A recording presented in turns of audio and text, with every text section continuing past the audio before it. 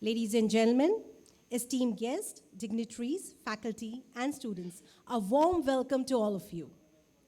On behalf of Mr. J.D. Patil, President, Indian National Academy of Engineering, and Professor Inaugural, Director, IIT Kanpur, the co-chairs for this conclave, we extend a very warm welcome to all of you to the inaugural session of the Engineers Conclave 2025, a flagship event of the Indian National Academy of Engineering organized in association with IIT Kanpur. I would now humbly request Professor Yogesh S. Chauhan, FNAE and overall coordinator of the conclave, as well as the head of the Department of Electrical Engineering, IIT Kanpur, to kindly come forward and be seated on the dais. Requesting Professor Manindra Agarwal, FNAE Director, IIT Kanpur, and co-chair of conclave to kindly take his seat on the dais. I humbly request Mr. J.D. Patil, President INAE, co-chair of the conclave, to kindly step forward and be seated on the dais. And requesting Colonel Shobhit Roy, officiating Executive Director, INAE, to escort the chief guest of the conclave, Dr. S. Somnath, FNAE. Professor Vikram Sarabhai, Professor ISRO, Chancellor Chanakya University, Bengaluru, Distinguished Visiting Professor IISc, former Secretary, Department of Space, Chairman Space Commission, and Chairman ISRO, to kindly please take his seat on the dais. To inaugurate this momentous occasion, we will begin with the ceremonial lighting of the lamp. I humbly request our honorable dignitaries present on stage to kindly come forward for the lighting of lamp, which symbolizes knowledge and wisdom. Om Shubham Karoti Kalyanam Arogyam Dhana Sampada Shatru Buddhi Vinashaya Deepa Jyoti Namostute. At the commencement of any auspicious occasion, Jyoti has been observed. The lighting of the lamp symbolizes abundance, prosperity, and knowledge, dispelling darkness and ignorance. Thank you, sirs. Ladies and gentlemen, the foundation of every great nation lies in its commitment to knowledge and innovation. Yatra Vigyanam Tatra Pragatihi, Yatra Pragatihi Tatra Kalyanam. Vigyanyuta Abhyantraki, Rashtrasya Nayati Utkarsham. This verse beautifully reminds us, where there is science, there is progress, and where there is progress, there is well-being. When guided by scientific knowledge, engineering becomes the driving force of self-reliance, leading a nation towards excellence and prosperity. These words truly resonate with the vision and mission of INAE to advance engineering and technology for the benefit of society and the development of our nation. INAE's wide-ranging activities reflect this spirit. INAE, also known as the Indian National Academy of Engineering, was established in 1987. It's a premier autonomous professional body, a society registered under the Societies Registration Act of 1860. Headquartered at Technology Bhavan, New Delhi, the Academy is dedicated to promoting excellence in engineering and technology across the nation. The Academy undertakes programs addressing issues of technology policy and national development, supports research projects and pilot studies, and promotes engineering education through fellowships, scholarships, awards, and other benefactions. It also organizes seminars, workshops, and roundtable discussions on topics of current national importance. INAE comprises of some India's most distinguished engineers, engineering scientists, and technologists drawn from academia, industry, R&D institutions, and strategic sectors, as well as eminent professionals from abroad. Together, they represent the full spectrum of engineering disciplines. At present, the Academy has 991 fellows from India and 107 foreign fellows, each elected in recognition of their personal achievements of exceptional merit and distinctive eminence in emerging and developing fields of technology. With this, I would now like to invite Professor Yogesh S. Chauhan to commence the proceedings with a welcome address. Good morning, distinguished dignitaries and delegates, faculty members, and students.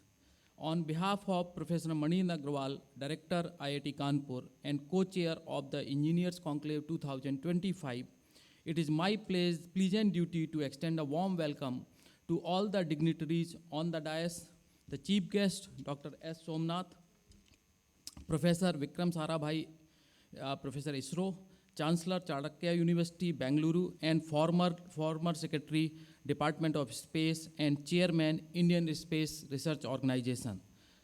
Mr. J.D. Patil, President, Indian National Academy of Engineering, and Co-Chair of the Engineers Conclave 2025. Former Presidents of INAE, Dr. P.S. Goyal, Dr. Sanak Misra, Lieutenant Colonel Sobhit Rai, Deputy Executive Director INAE, esteemed fellows of INAE, young associates, faculty members, delegates, participants, research scholars, and scientists and students to the inaugural session of the Engineers Conclave 2025, being organized by INAE and IIT Kanpur on October 28 and 29, 2025, on the central theme of cyber physical systems. The Engineers Conclave being an annual workshop and flagship event of INAE that provides a platform for engineers, technologists, and researchers from academic institutions, R&D organizations, industry, domain experts from allied fields, and policymakers to deliberate and recommend actionable engineering solutions to some pertinent issues of national engineering interest. We are happy to host some of the brightest engineering minds at IIT Kanpur, and my team is always ready to provide support, and our efforts are aimed towards assuring the astounding success of this conclave. The Engineers Conclave 2025 has meticulously well-curated program, and I'm confident that the insightful lectures, beginning with the address by the respected chief guest, Dr. S. Somnath, and addresses by the co-chairs of the event, Professor Manindra Agrawal, Director IIT Kanpur, and Mr. J.D. Patil, President INAE, will capture your attention and shall enthrall the august audience. The plenary talks and the parallel sessions on the two themes of the Engineer Conclave 2025, that is theme 1 is intelligent systems and theme 2 is interdisciplinary cyber physical systems. They are going to feature inspiring presentations by eminent domain experts, and I'm confident that these shall be appreciated by one and all. Please do contact our team of volunteers who are here in this maroon t-shirt from IIT Kanpur for any assistance if required. We look forward to interacting with all the esteemed fellows and delegates and hope that all have a pleasant stay and warm time at IIT Kanpur. It is a matter of pride that IIT Kanpur has been chosen as the venue for this August conclave, and we shall continue our efforts to ensure that the delegates are comfortable in the beautiful campus of IIT Kanpur. Please do take time to visit IIT Kanpur campus. We thank all the delegates for their kind participation and wish all of you a fruitful deliberation towards the outstanding success of Engineers Conclave 2025. Jai Hind. Thank you, sir. May I now request Professor Manindra Agrawal, FNAE, Director IIT Kanpur, to please share his thoughts with the distinguished audience. Thank you. Good morning to everyone. Dr. Somnath, who wears many hats, and one of who has made a name for the country, leading ISRO during a very major achievements period. Mr. J.D. Patil, President INAE, and also one of the foremost industry leader in the defense sector in the country. Professor Yogesh Singh Chauhan, the head electrical department, who is master of the ceremony, you can say that, right? You are the organizer. So everything that is wrong can be safely blamed on him. All the distinguished guests who are here today from various parts of the country, and all my colleagues who are sitting here, all the students, ladies and gentlemen. It's our pleasure to host the Engineers Conclave of this year at IIT Kanpur. As we were just discussing, this is the first time we have got this honor to host this Conclave, and we look forward to contributing towards this great success of this event. I want to thank Mr. Patil, who few months ago we ran into each other and he just said, okay, why don't you organize the conclave at IIT Kanpur? And I said, okay, it will be a privilege, and that's how this event came about. This conclave brings together all the distinguished leading technologists and engineers from all sectors in the country for an intense discussion over a period of 2 years. And it has, every time it chooses few themes around which the discussions are centered.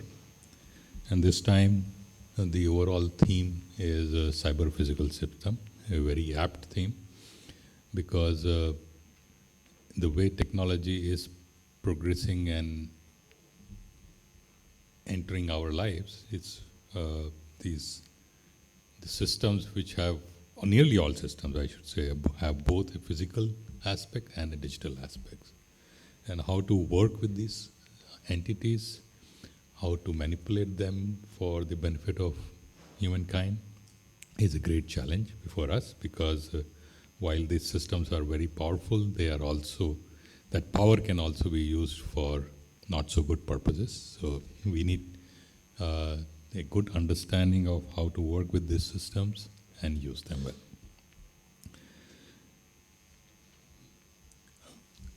In fact, realizing this a few years ago, the Government of India also initiated this national mission on cyber-physical systems, which created 25 technology innovation hubs all over the country. And over the last few years, these hubs have been working on developing technologies in these aspects. And some of them have been quite successful. We got the opportunity to host one such hub at IIT Kanpur also, which is in cybersecurity. And we hope to share some of those developments that we have in this hub with all of you over the course of next 2 days. So it's a privilege to have the chief guest, Dr. Somnath, amongst us. I just want to thank him for sparing time and agreeing to address all of us. I also want to thank the organizing team, who was led by Professor Chauhan, who have been working very intensely to organize this event over the last few months.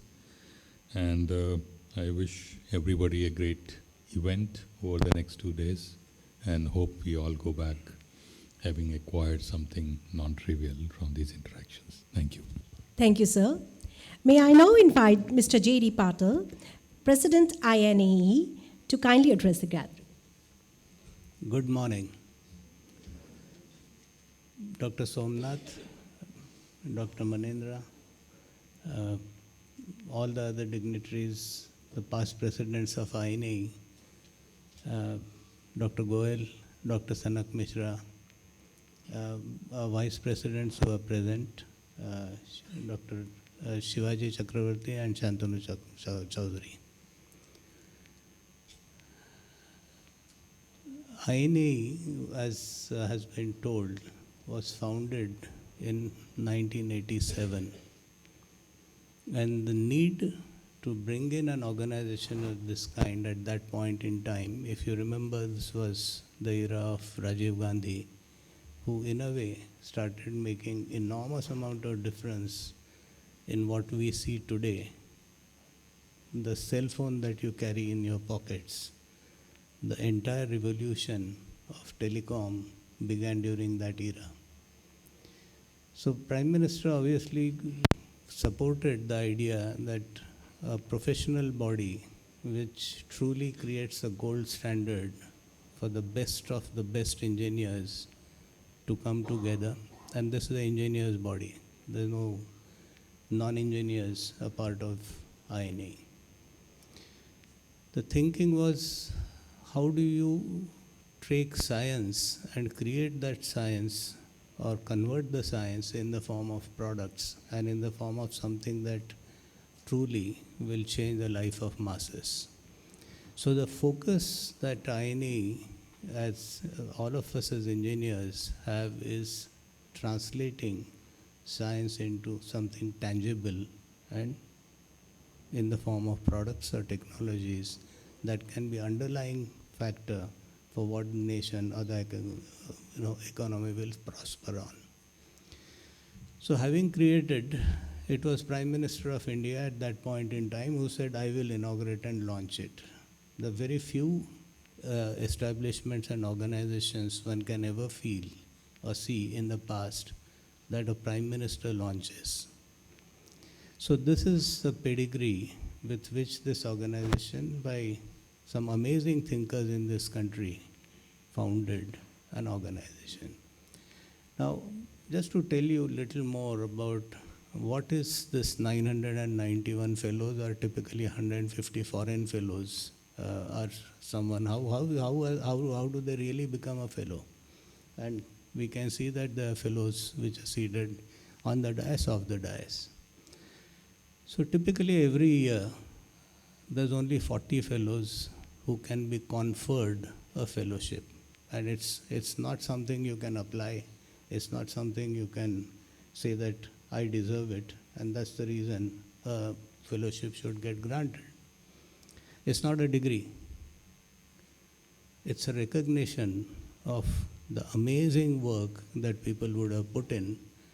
And this recognition comes at some stage when somebody else feels that Mr. So-and-so or Dr. So-and-so now needs to be celebrated. And among those kind of people, typically 1:10, 1:20 is a ratio of when we say we grant a fellowship. There's enormous detailed process, and that's exactly where, among engineers, the fellowship being granted on someone is truly a gold standard.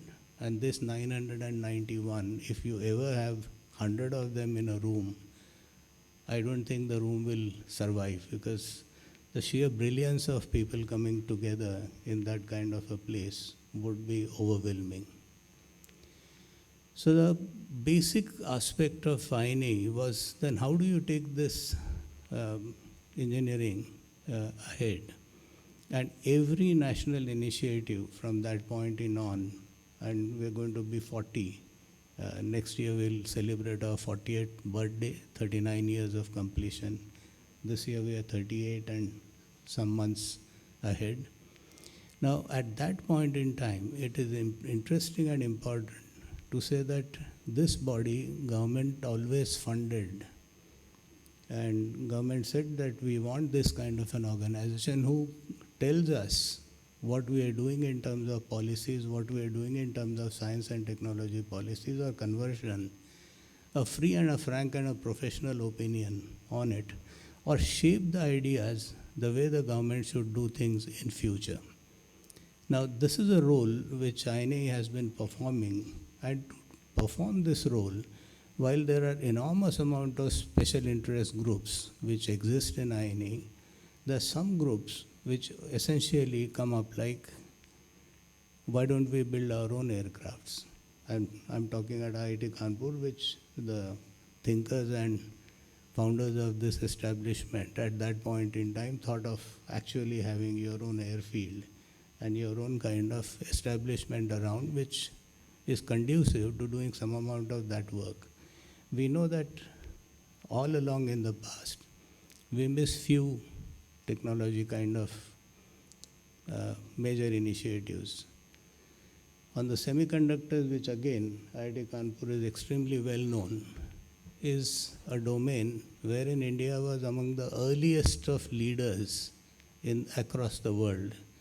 But then, some friendly countries decided that India should not, because knowing the might of Indian minds, if we took that lead, the world would have lost it to India, and then of course that facility was not allowed to be created, but was in a way, call it, bombed off or burnt off. And then of course India lost out on the semiconductors. The second very, very major industry, similar way, is the aircraft industry. So while I requested Professor Manindra at about exactly last year, December, we met, and I'll tell you the place. We were in IDSA, and we picked up dinner. It was a casual meet. And IDSA, I believe a lot of people here know, because when Professor Manindra actually planned that drone-related two-day session here, it was IDSA who was invited. It's the Institute of Defense Studies and Analysis, named after Manohar Parrikar, who was the defense minister. So obviously we were there for some discussions, and I said, next year's Engineers Conclave, which we started doing regularly every year from 2013. So EC is just about 12-year-old initiative. Except the COVID year, when we didn't have it. So we are now having a 10th or 11th Engineers Conclave.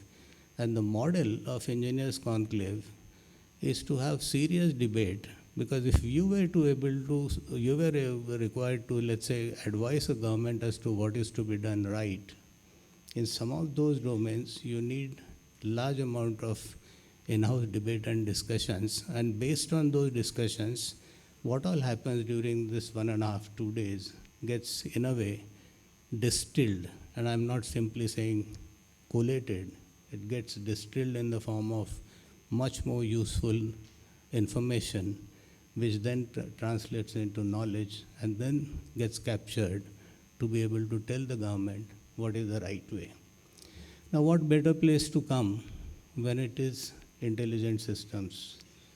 Cyber-physical systems, intelligent systems today, every one of us wears a computer, or at least multiple computers on our own persona, which are more powerful than 40 years back, the mainframes. Mid-80s, the mainframes didn't have the memory which our own cell phones today have. Now the scenario is, in this era of an IIT which keeps doing enormous amount of work in these domains, and Professor Manindra becomes, virtually gets recognized across the country as one of the most, I would say, brightest mind to be able to discuss anything on cyber-physical side. We said, this EC, why don't you host? You decide the theme. So the theme got, in a way, it was always there that it will be somewhere around that. And EC's model is two themes. One theme which the host institute, which is IIT Kanpur in this case, actually selects, and we spend 2 days on that theme. The other theme, which runs parallel, is something which the INAE's existing fellows who would want to come and discuss and debate. And that's exactly the way the two themes run parallel. There's enormous amount of, I would say, dependence and correlation between the two. They are not completely sun and a moon kind of variance. They're related. At the same time, although they are related, there's certain amount of, I would say, handshake between these two, and this is where the EC matters. So this EC, as I said, started in 2013, and only last 10, 11 years what we have done is this has moved from establishment to establishment, and this is the first time the EC is happening at IIT Kanpur. The past have happened, 8 of them, either in some multiple strategic laboratories. DRDO has hosted us twice or thrice. ISRO has hosted us 3 times. Some of the private companies, and exceptions, only Larsen & Toubro and Tata's, were sort of, they held the EC. The INAE asked them to sort of organize one. We have been routine at some of the other IITs, specifically if I have to speak, the Chennai or Madras IIT. And of course this time we have come to IIT Kanpur. INAE otherwise does some exceptional flagship programs on taking frontiers of engineering to a next level in terms of what is going to be happening in engineering. And these are sort of going to the youth to be able to discuss, debate on what all we should be doing. As I said, INAE used to be funded by government, and the current Prime Minister, just about 4 years back, decided that if you really have to be fearless in telling us or advising us, you better are not funded by government, because then you have a completely independent voice. And with this thinking, a decision got made in 2022 that by 2025, government will stop funding INAE, and INAE will be a self-funded, in a way, governed, completely independent body.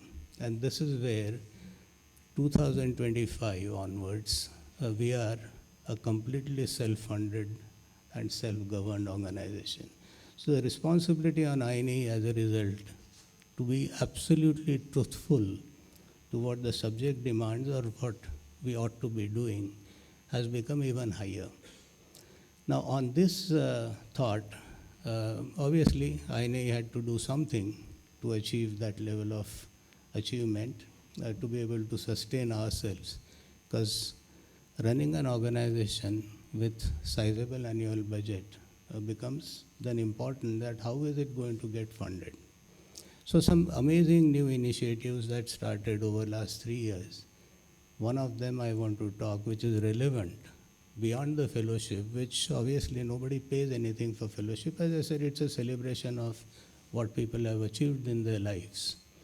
So essentially we said, those who are not essentially selected as fellows or elected as fellows, those who still are amazingly good engineers, we need to throw open a new category called membership. Now, a membership is something wherein a member then can actually benefit out of coming together with the fellows, mingling with them, and of course, benefiting out of that really kind of an interaction. And this is an initiative that we started. Ideas were two. One is if we have a very large body of members, then this body brings an enormous amount of additional knowledge which can be contributed into a pot to make better kind of an advice to the government. The second is we become more and more powerful, because instead of just about 1,000 fellows or 1,140 fellows all over the world, it now becomes maybe 5,000, 10,000 members. So it is also us numbers to be able to tell the government that it is not now a matter of few people, it's much, much wider, and across multiple technology domains that work can come together. And this is essentially where the membership scheme came in, and of course the corporate endowments. INAE has been extremely, I would say, we are grateful that there are few corporates that came up, and many of our fellows actually selflessly contributed, saying that this organization must sustain, and people out of their own pockets contributed money. So INAE obviously, as a result, 1st April 25 onwards, now is a completely self-funded, self-organized, self-ruled. We have our own governing councils, and 3 levels of typically any organization must have that as a governance as one of those most important criteria to be able to run an organization without favors and without any favors. So obviously as an organization that does so many of these kind of things, we do an annual conclave typically in December, and this year's annual conclave is going to be hosted by Hindustan Aeronautics in Bangalore. This is an event at which we actually grant the fellowships for the year. And of course, Engineers Conclave becomes the second most important kind of event. And along with that, at least another 4 and we began, as we became independent, a technology conclave, pure discussions on few very select technologies to be able to discuss what INAE should be doing. Given that worldwide, there are only 34 countries that have an engineers academy like India, and we are not the first. We are probably within the first 10 in the world who began or started an engineers academy. So all these 34 come together once a year, which is called Council of Academies, and this Council of Academies meets somewhere in the world once. So this year we obviously met in Australia, and I must tell you that the work on sustainability, which INAE has been doing, there's an interest group in INAE, which is continuing its amazing work. This work was recognized as the best in the world, and it's important to know that as thinkers, as the Indians, we happen to be taking lead while you step out and you start seeing that our roads may not be as good, our environment may not be as clean, but the amount of, I would say, intellectual capital that India enjoys on sustainability, it stood out that what India ought to be doing to be able to achieve that carbon neutrality, not by 2070, which the government has committed to, but much, much before.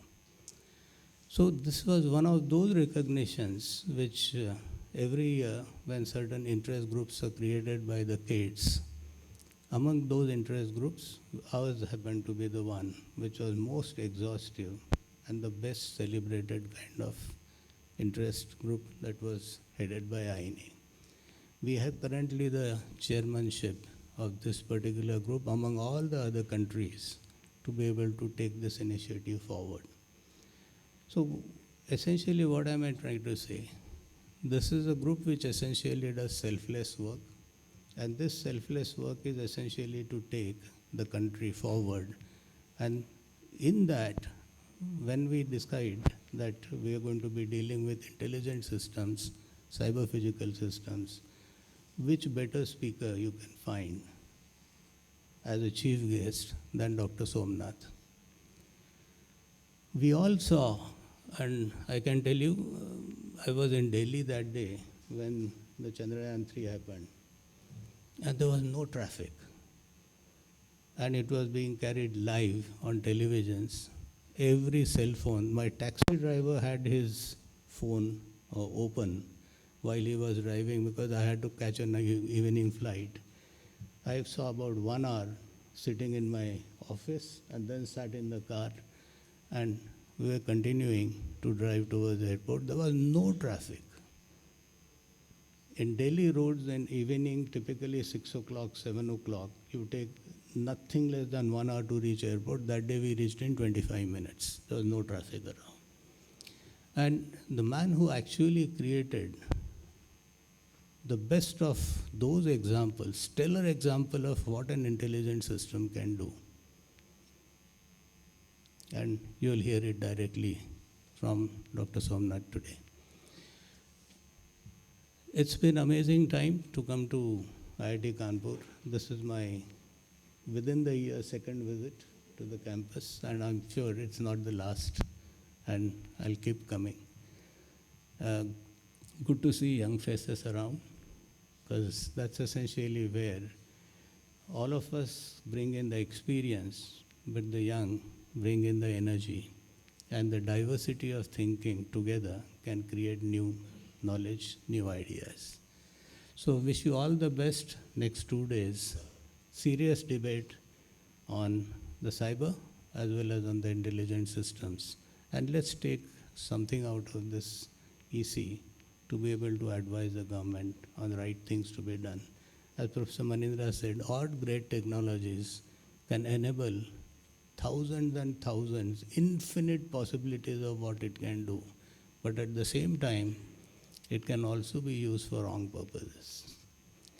Now, how do we, as thinkers, as students of engineering, make sure the ethicality and the right way of doing things comes in, and then at least all of us agree that we will not contribute to any of those initiatives which essentially could take it in the wrong direction. With that, if we achieve that, I think the purpose of EC 2025 is achieved. Thank you so much. Jai Hind. Thank you, sir.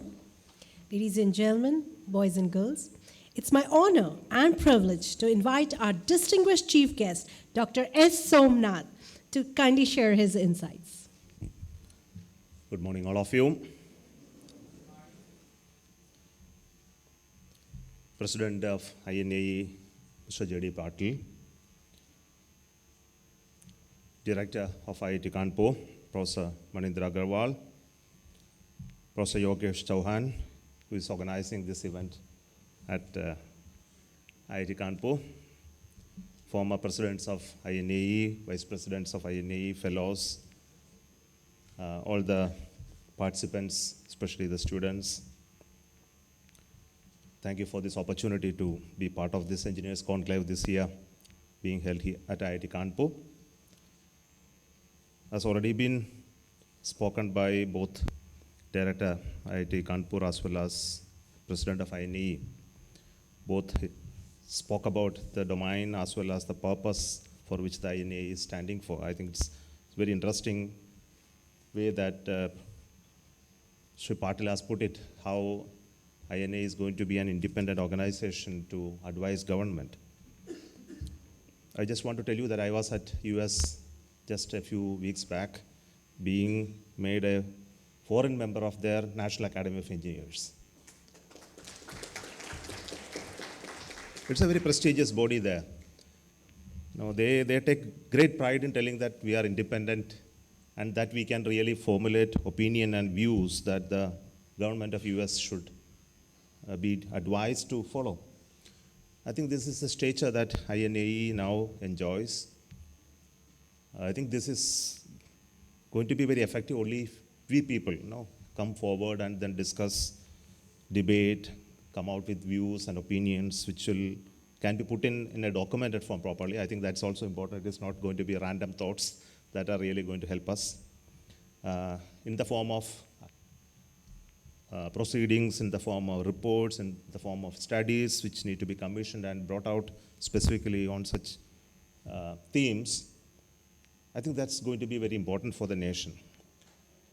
And today that the topic is cyber physical system and intelligence system. It's a very apt theme, has already been mentioned by director. There is already a mission mode work initiated by government at multiple places, which is really going to showing some significant results. But then all of us are part of it. I think this is something which I want to tell you. Cyber physical systems, I think we all have already become part of it. We are not independent of it in any manner. I think cyber physical system is something between the cyber and physical. I think somewhere the software and the hardware comes together to play the trick that we see every day. I think President mentioned about Chandrayaan-3 landing. I think this is again a beautiful example of how software played a trick in Chandrayaan-2, and the same thing is made to do the whole function very well in Chandrayaan-3. And we realize that how that marriage between these two is, which includes sensors, computers, algorithms. I think all of this play beautifully like an orchestra to achieve something phenomenal. I think this we are seeing every day. I think in day-to-day life, it's a part of it. While I was in the US, I was going through one of the car, I think Wemo. I think all of you know this car, where the driverless car. So I just wanted to experience that car. So I requested somebody, why don't you just get one taxi, Wemo taxi, and I just want to drive through a few kilometers in the busy streets and then experience how that car drives. It was really phenomenal. I know you will be scared really sometimes. You look at the seat and the steering is moving. It's going through the traffic and making very intelligent decisions, even bumps, traffic lights, people. I think it's phenomenal integration of intelligence, computational capabilities, sensors into machines. You are able to sit safely and then forget about it, that there is no one there. you just enjoy the drive. But equally interesting to see the Elon Musk's creation, the cars, which driver can actually sit there and then drive. And you can put it in auto mode, and also you put in manual, which actually takes away much of the strain of driving out of this. And it's really interesting to see this automation coming in cars and automobiles in large way there. I think many people own such cars, and in long distance drives, it takes away much of your strain, and you can concentrate on what you really want to do. But then cars still always observe you. As I said, there is a spy sitting inside, looks at you, whether you are actually dozing off, you are shifting your attention to the mobile phone. It wants, and then sometimes it may stop the car also. So now you have created that type of intelligence in the system. I think this is something really phenomenal things happening.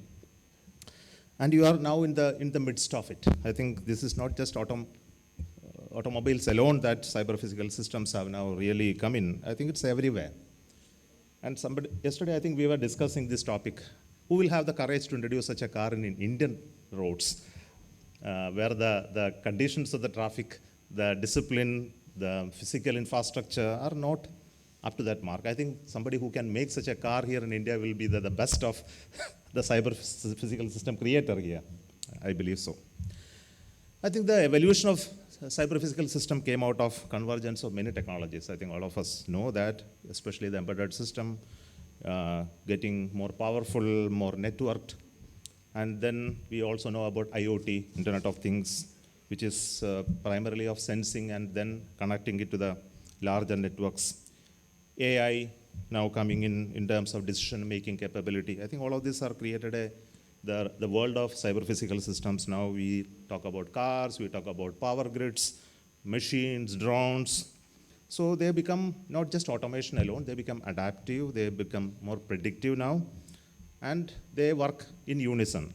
No, I think this is where the whole cyber-physical systems are now working. Because for us, cyber-physical system is very important. Why it is so? Because it is going to lead to the things that we all look for. For example, the Industry 4.0, where you talk about more connected systems, faster production, maintainability, etc.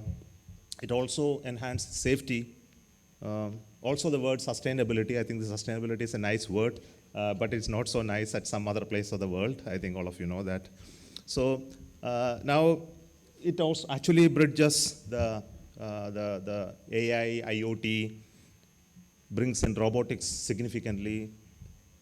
And we can say the physical world is now slowly getting into a data-driven world. I think these are the changes that cyber-physical systems bring in.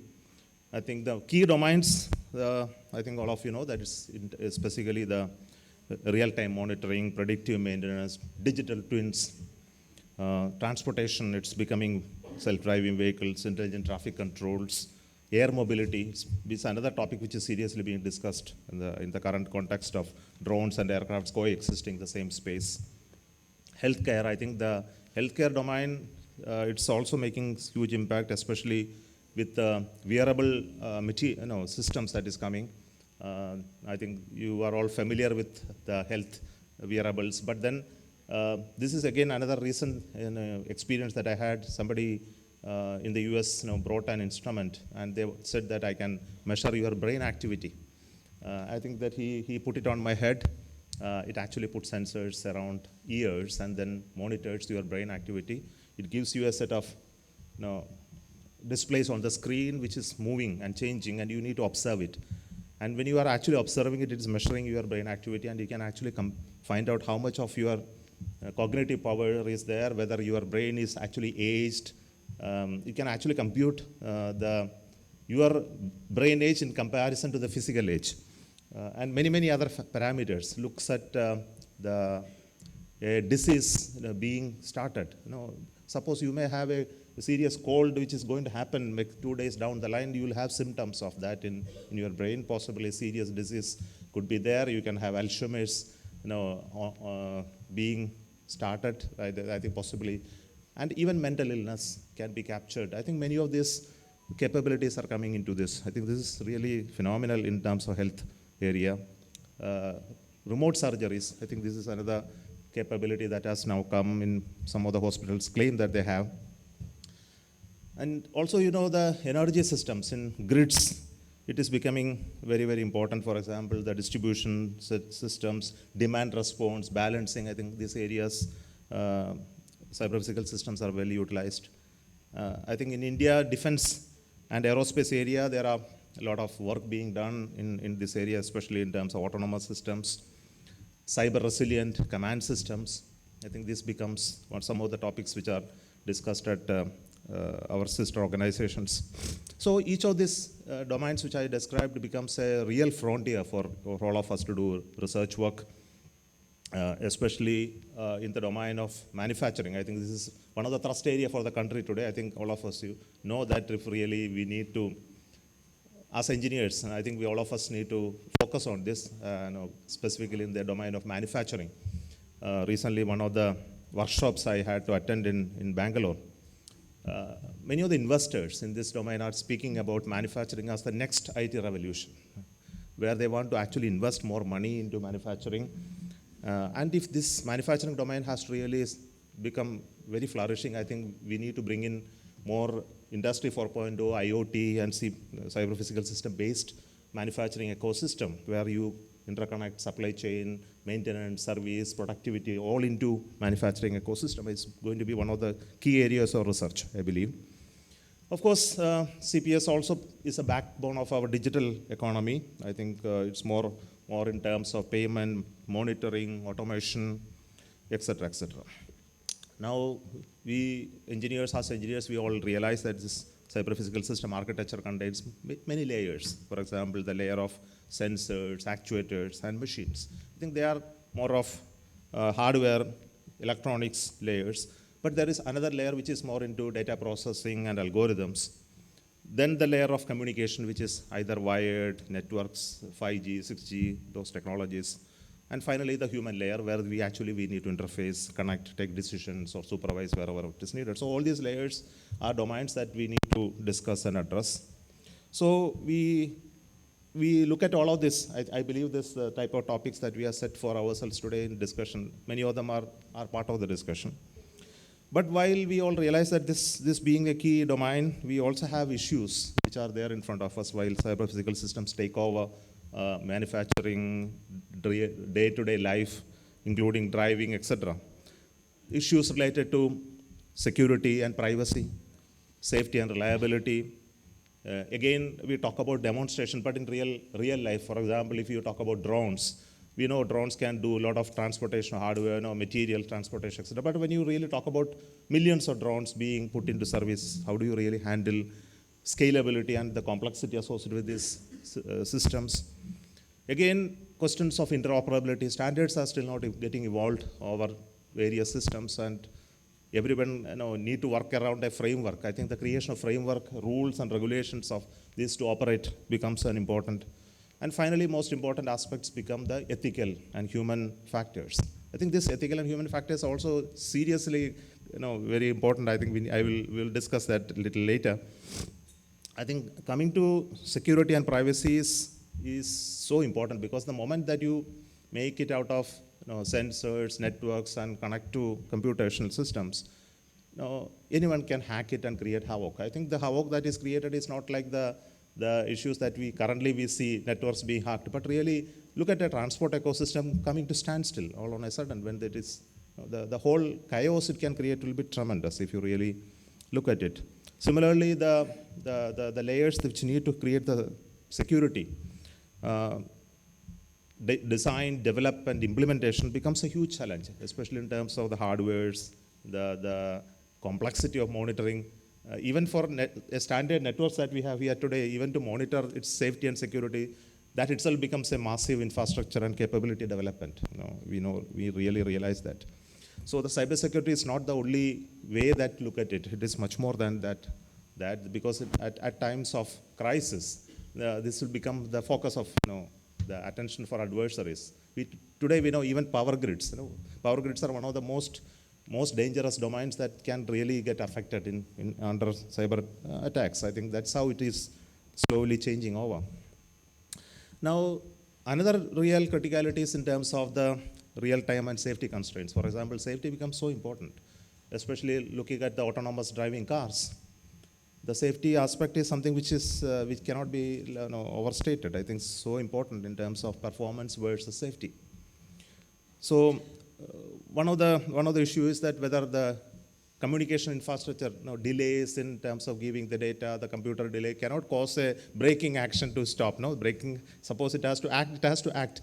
You cannot lament it on your network becoming slow or becoming dead by the time that the whole action is come to a standstill. I think this is not acceptable in such cases. Similarly, the interoperability is a serious issue. For example, across the multiple developers, the standardization of sensors, actuators, communication protocol. Of course, there are global bodies looking at it. I think this is something which we also have to contribute from our country, which are those specific areas that we need to work and create standards for this to become acceptable. Of course, there are standardization efforts happening. I think many of you may be knowing about it. But this is still a large-scale interoperability issues are still a major issue. Of course, on scalability, I think we know that the implementation of smart cities is one domain where we are actually trying to talk about cyber-physical system becoming a real implementable domain. At least for India, I think we can look at smart cities, one of the place where we can actually demonstrate and show. But if you, even for that, such a smart city, the scale of implementation is so huge. And many people also talk about digital twins. And then how you really create a digital twin to really understand the complexity. For example, a transportation network for a township. How do you really create a digital twin and then understand the growth of the city, the population, the vehicle, and then handle that over simulation, then create the network. So this becomes a huge task. I think this is again a interesting area for research and development. Ethical and societal concerns is equally important once CPS comes. For example, autonomous vehicles and healthcare. I think these two becomes very important topic of discussion.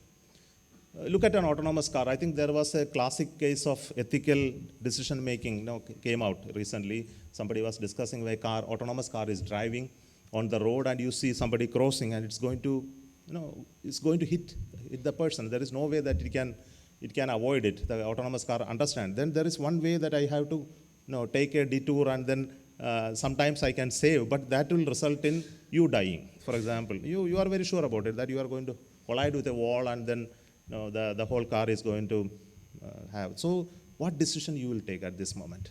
What should be the algorithm that has to be put into the autonomous car driving when you are actually going to see somebody going to be hit and there is no way to escape? So when you are sitting there and you're taking a decision, of course you may take a decision which goes with your ethical viewpoint, but how do you really do a programming? I think this is one of the cases. For example, again, you can talk about cases like robotic surgeries, the dangers that are associated with such surgeries and how do you really handle. So there are many issues of this nature that which will becomes part of the development itself, not really the result of what you really do. And this will also come in question when you apply regulatory policies. For example, even autonomous cars, there are regulatory policies which need to come in place. Similar questions can be asked by national regulators. That should be the way we should design the algorithm for. But these are topics that I think all of us need to discuss and then come out with some ideas. But there is a huge opportunity for all of us in this domain. It's coming out of intelligent automation, sustainability. I think all of you know about energy optimization, green technology, infrastructure resilience. It's another important issue. For example, how do you really create cyber-physical systems which can actually look at disasters? Disasters include many things. It's not natural disasters alone. Disasters related to spread of diseases like COVID-19. In such scenario, how do you really look at all of this helping the society in a big way?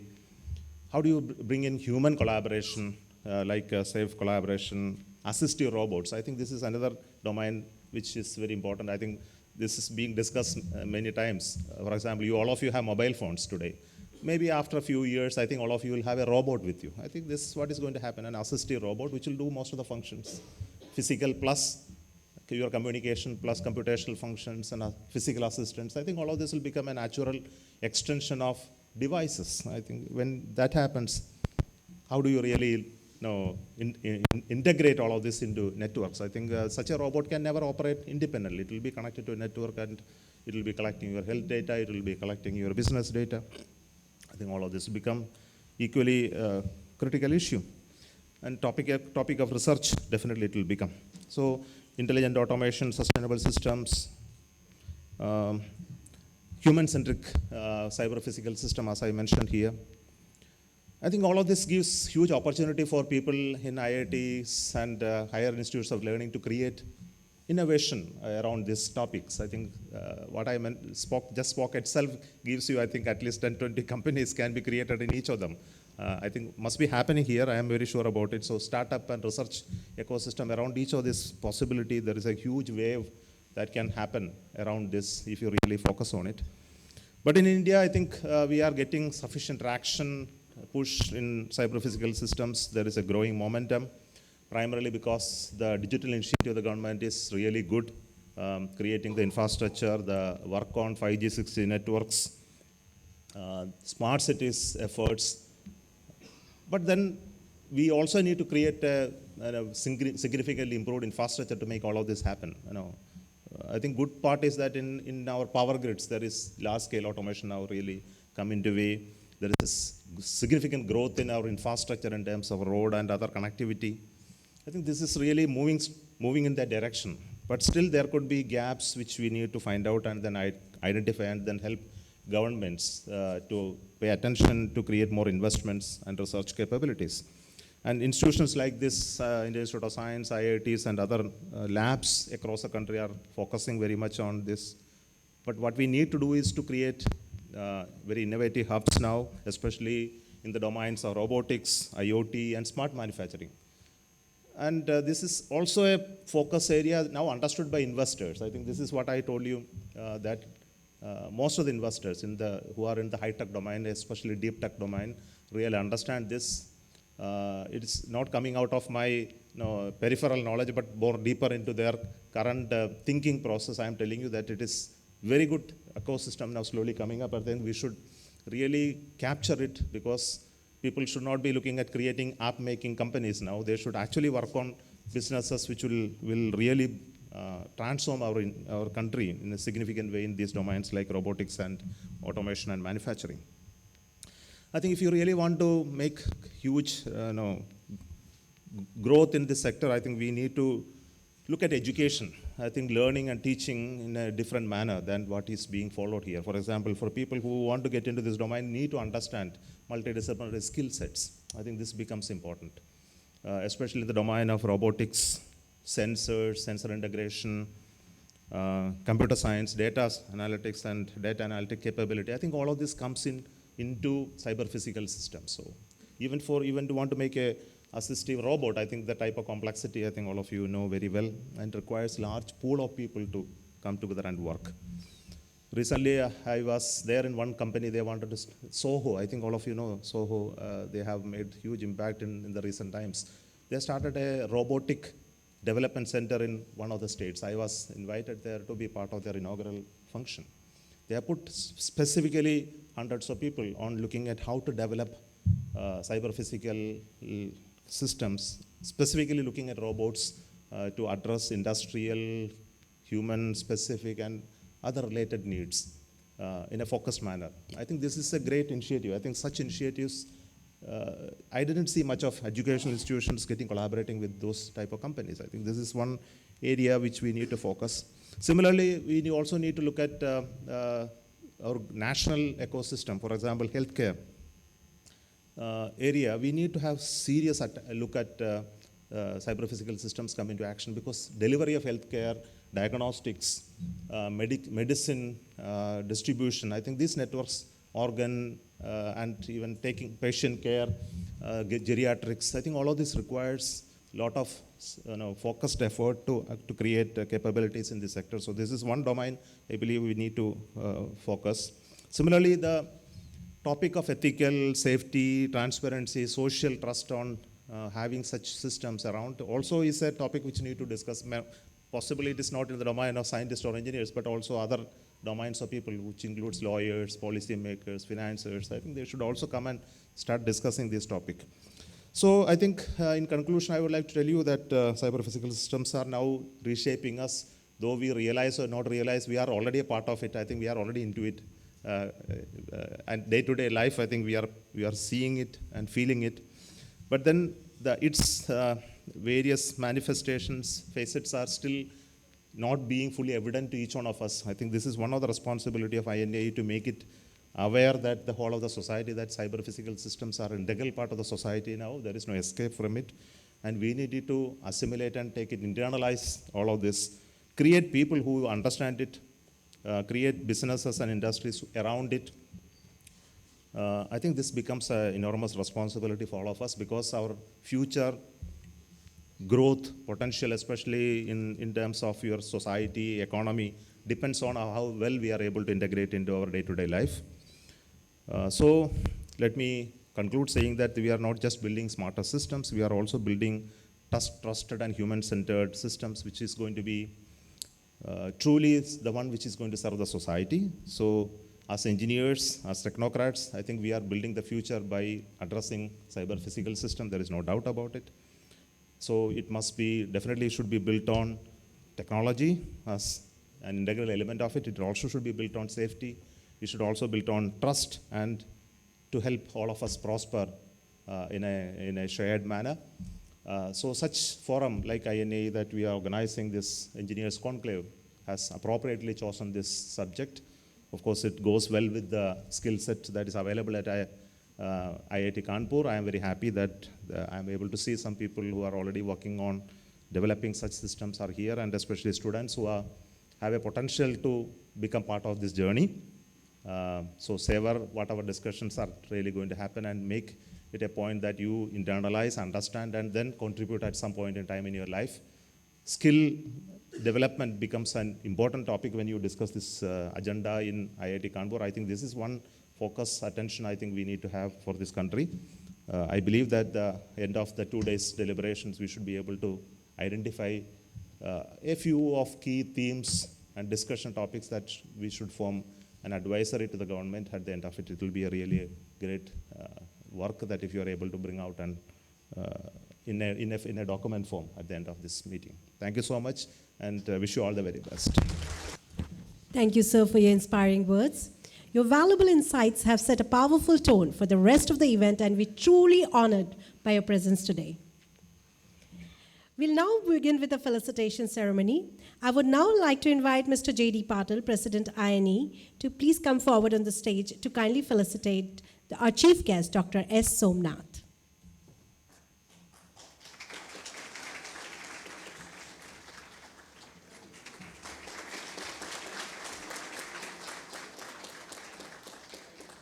May I now request Mr. J.D. Patil to kindly felicitate Professor Inaugural.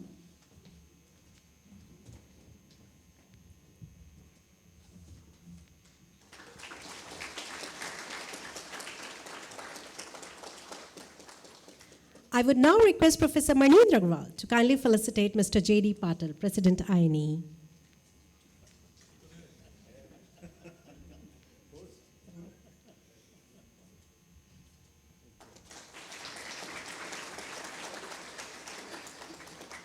I would now request Lieutenant Colonel Roy, Officiating Executive Director, to kindly felicitate Professor Yogesh S. Chauhan.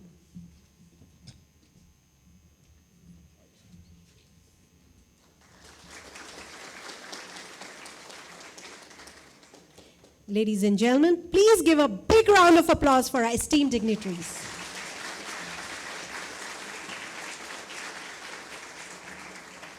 At the end of this inaugural function, may I request Lieutenant Colonel Roy to kindly propose vote of thanks.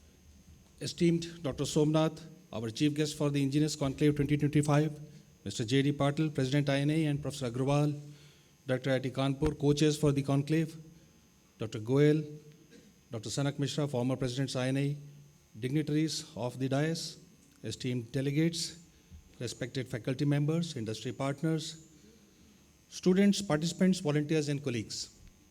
On behalf of the Indian National Academy of Engineering, it is my privilege to deliver this vote of thanks on the successful commencement of this conclave. This conclave attempts to strengthen the bridge between academia, research, and industry, paving the way for culling out actionable recommendations for the way forward. And in its auspicious commencement, I am thankful to Dr. Somnath, our esteemed chief guest, for his kind consent to be with us today and flag off the conclave. My sincere gratitude towards the co-chairs of the conclave, Mr. Patil and Professor Agrawal, for laying down the contours of the conclave. My gratitude towards the host institute, the prestigious IIT Kanpur, for providing exceptional facilities, seamless logistics, and wholehearted support in organizing this event. The enthusiasm and the cooperation extended by the institute's faculty, staff, student volunteers have been exemplary and have contributed immensely for the seamless beginning of this conclave. I also extend sincere thanks to our sponsors and partners to support and for this active participation, which has made this event more robust. Now, besides the co-chairs, the advisory committee, and the organizing committee of the conclave, my gratitude to the esteemed coordinators of this conclave, Professor Jitendra Bera, Professor Yogesh Chauhan, Professor Santanu Chaudhary, Professor Jalil Akhtar, and Professor Aditya Jagannatham, as well as the convener, Professor Nishchal Verma. A special word of appreciation goes out to the esteemed plenary speakers who will be addressing you shortly, session chairs, expert speakers, participants, for committing their time to be here today and enrich the ensuing discussions that will take place in next couple of days. Finally, a heartfelt thanks to the volunteers, the organizing team of INAE for their efforts, and every participant who has joined us from across the country. Your presence and engagement will make this conclave not only memorable, but also meaningful in advancing the cause of engineering for the national progress. My gratitude to the INAE Governing Council for their encouragement and support for the conduct of this event. I'm sure with all this, you will get enriched with the discussions which shall follow. Thank you once again, and Jai Hind.